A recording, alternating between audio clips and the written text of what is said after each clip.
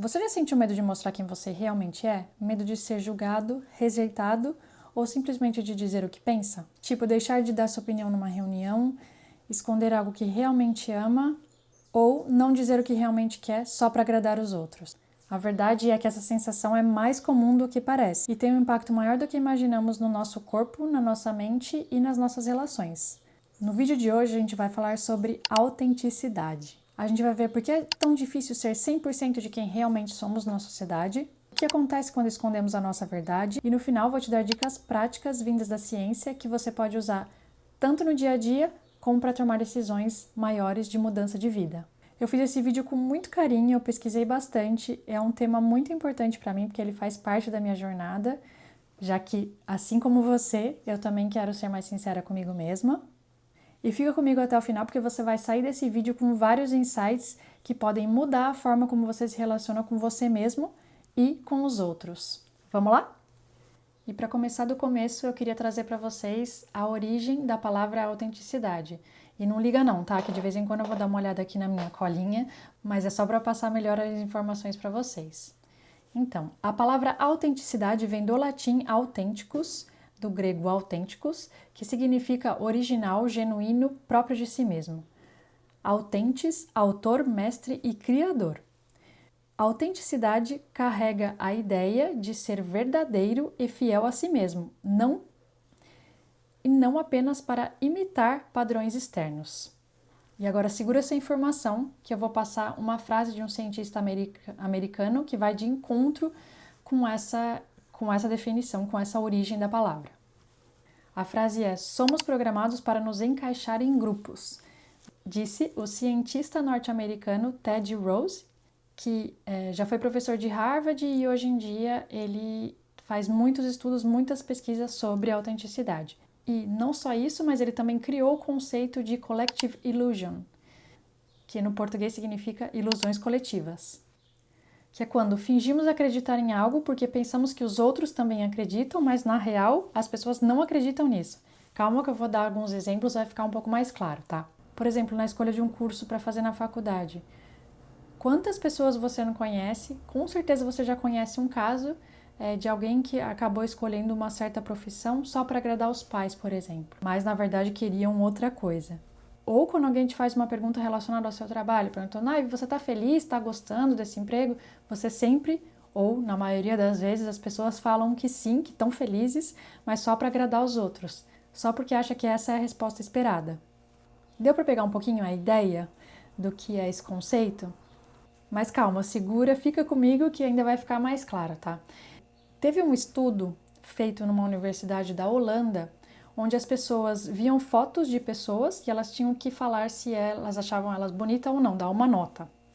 E durante essa avaliação das pessoas que estavam nas fotos, os pesquisadores eles sempre falavam a média do grupo. Na verdade, era meio que inventada e algumas vezes era muito próximo do que a pessoa falava e algumas vezes era completamente oposto. Então, por exemplo, se alguém falou lá que está dando uma nota 5, de 1 a 5, por exemplo. E aí, às vezes, eles vão falar que é 4, que é próximo de 5, e outras vezes eles vão falar que é 1, tá? E aí, beleza, acabou a pesquisa, a pessoa tá indo embora, e aí eles falam: opa, calma, que teve um erro aqui com a nossa pesquisa, a gente não conseguiu captar todas as suas respostas. Você pode me relembrar o que você falou para essa foto?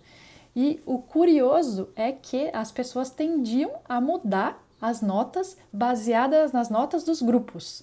Ou seja, e uma coisa importante para falar é que enquanto eles estavam avaliando as fotos, os cientistas também estavam avaliando o que estava acontecendo no cérebro das pessoas, então estavam escaneando lá o cérebro das pessoas. E o que eles constataram foi que quando a nota estava próxima da nota do grupo ou igual à nota do grupo, ativavam áreas do cérebro de recompensa, como se o cérebro estivesse dizendo: boa, ótimo, boa escolha. E quando estava diferente, ativava áreas de erro, como se o cérebro estivesse dizendo: não está certo, é melhor você rever isso.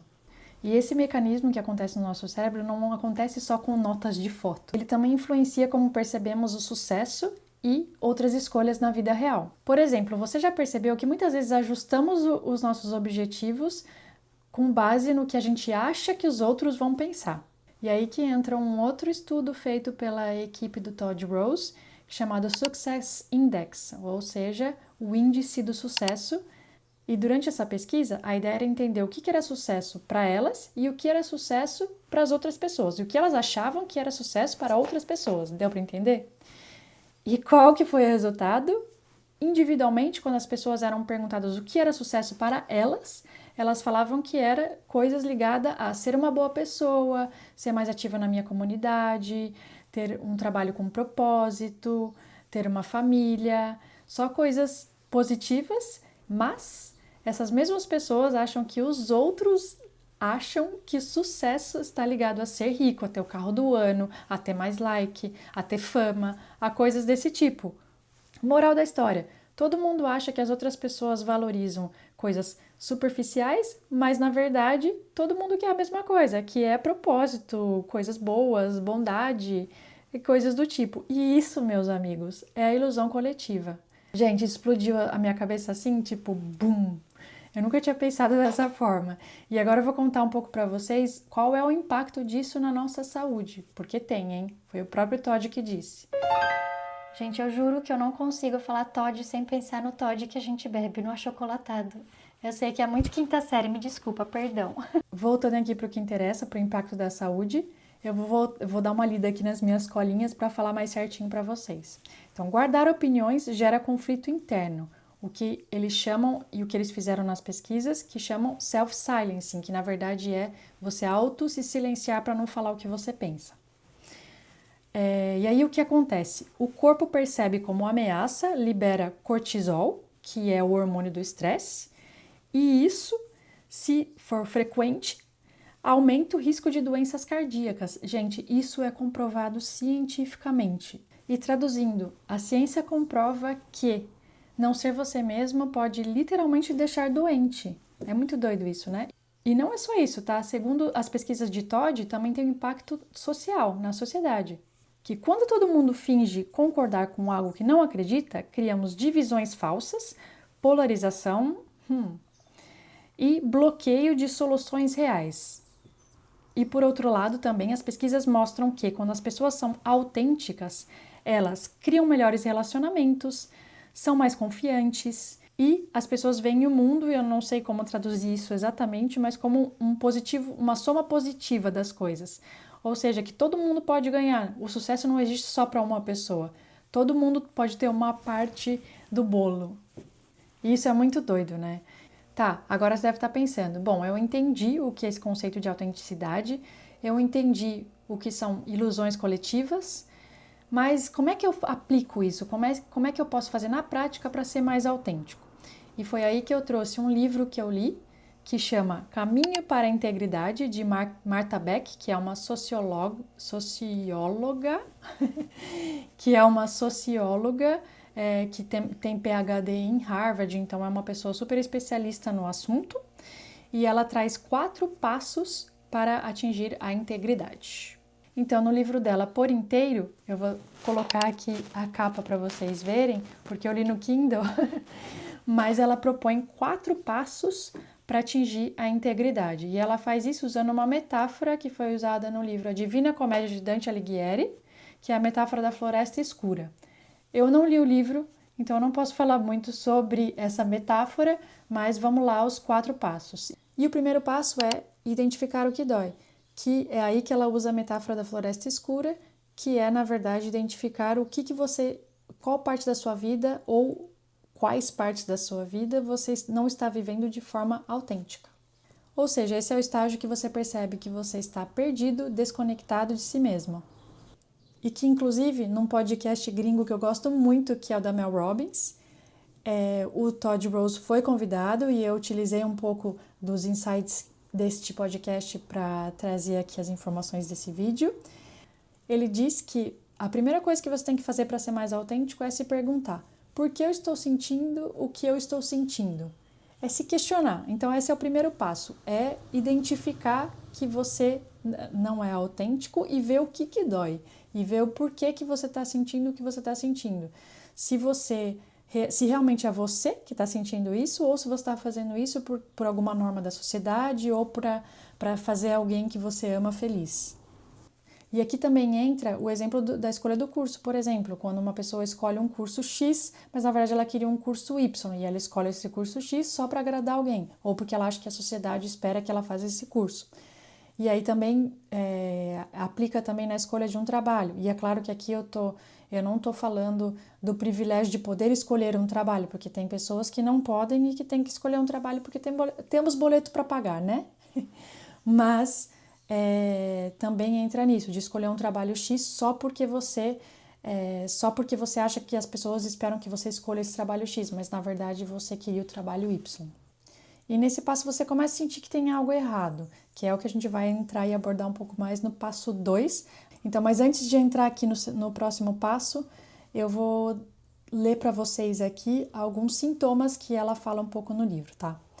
Então, o primeiro deles é falta de propósito, depois sofrimento emocional, desgaste físico, vários relacionamentos que não dão certo, fracassos recorrentes na carreira e maus hábitos que você não consegue quebrar. Mas lá no Substack, que eu também estou fazendo um artigo por semana, eu coloquei um exercício do livro da Marta também para ajudar você a detectar se você tem ou não, se você está ou não com essa falta de autenticidade. Agora vamos para o segundo passo. E o segundo passo é escutar o seu corpo, que ela chama de inferno também, se referindo aí ao livro de Dante Alighieri.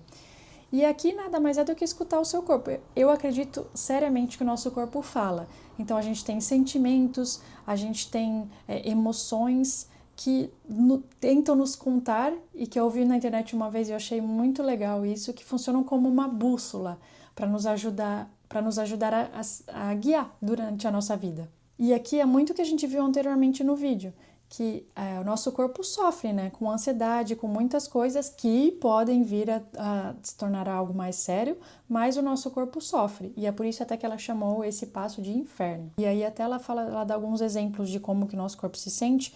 Por exemplo, tensões, insônia, cansaço, ansiedade, tudo isso são sinais de que você está em sofrimento, por não seguir sua verdade interior. E é isso mesmo, né? Aqui é prestar atenção nas reações físicas e emocionais para detectar se você está sendo autêntico com você mesmo ou não. E no terceiro passo ela fala sobre experimentar pequenas verdades, que ela chama de purgatório.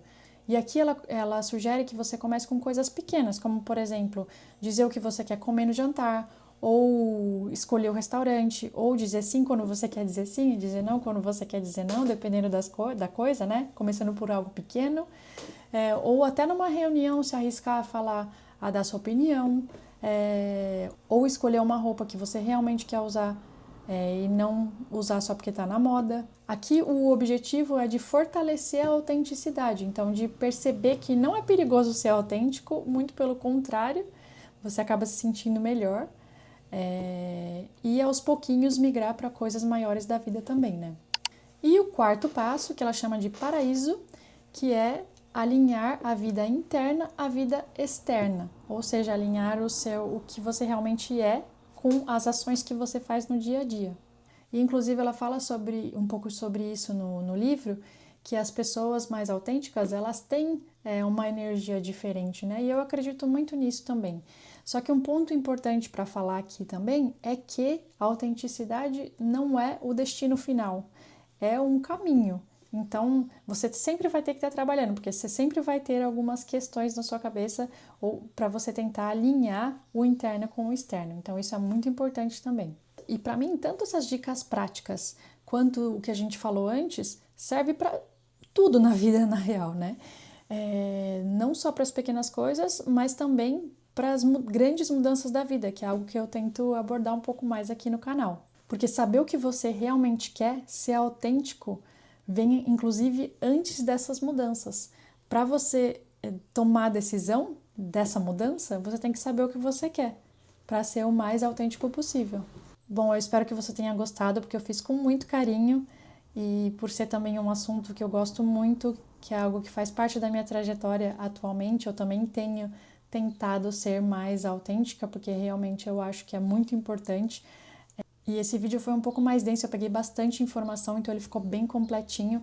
Eu peguei informação tanto das pesquisas do Todd, quanto do podcast da Mel Robbins que eu falei para vocês, quanto do livro da Marta. Eu peguei várias fontes, então ele tá bem completinho e eu espero que se ele puder ajudar pelo menos uma pessoa, já vou ficar muito feliz. Me contem o que vocês estão achando, o que vocês acharam desse vídeo aqui nos comentários, isso vai me ajudar muito. E como eu falei também anteriormente aqui no vídeo, eu vou fazer, ou já fiz, depende de quando você estiver vendo este vídeo, um artigo no Substack com um pouco mais completinho, que vai ter alguns, ainda não decidi, exercícios do livro da própria Marta, e uma tabelinha que vai recapitular os 4 passos, vai ter um pouquinho mais de informação para completar esse vídeo aqui. E se você gostou desse vídeo, não esquece de dar o seu like e de se inscrever no canal e de encaminhar para pessoas que você acha que estão passando por situações semelhantes na vida e que ganhariam muito em escutar esse vídeo. E não se esqueça que mudar é difícil, mas ficar parado pode custar muito mais.